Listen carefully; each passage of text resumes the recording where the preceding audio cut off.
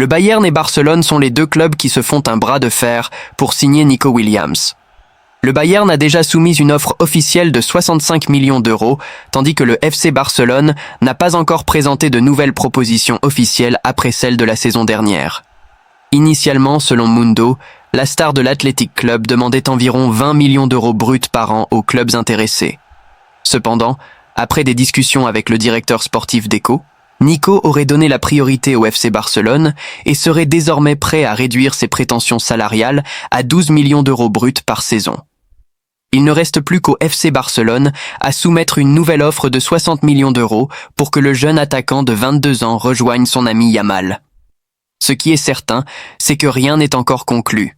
Nous saurons très bientôt s'il signera au Bayern ou à Barcelone. Barcelone cherche à renforcer son flanc gauche.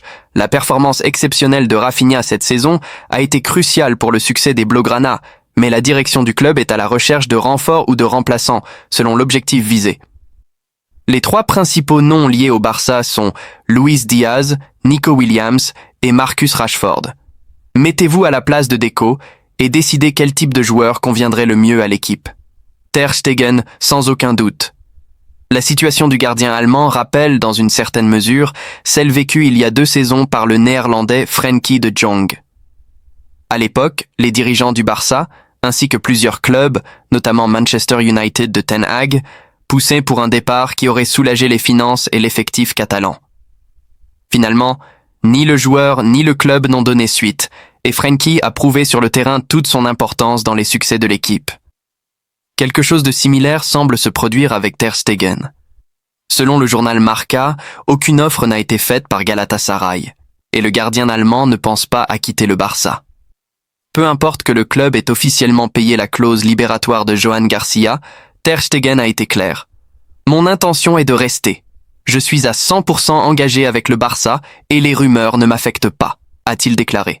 À partir de là, la balle est dans le camp du FC Barcelone. Garnacho, plus proche d'un départ que d'une prolongation, la finale de la Ligue Europa a été pratiquement la condamnation d'Alejandro Garnacho à Manchester United. Sa sortie médiatique, où il a critiqué son faible temps de jeu qu'il jugeait insuffisant, aurait pu pousser Ruben Amorim à considérer que le joueur s'excluait lui-même de l'effectif pour la saison prochaine. C'est pourquoi, depuis presque le mercato d'hiver, l'ailier argentin est lié à de nombreux clubs en Europe. Le premier à s'être positionné est Naples, très enthousiaste à l'idée de l'avoir dans son effectif. Cependant, un maintien en Premier League semble également très probable.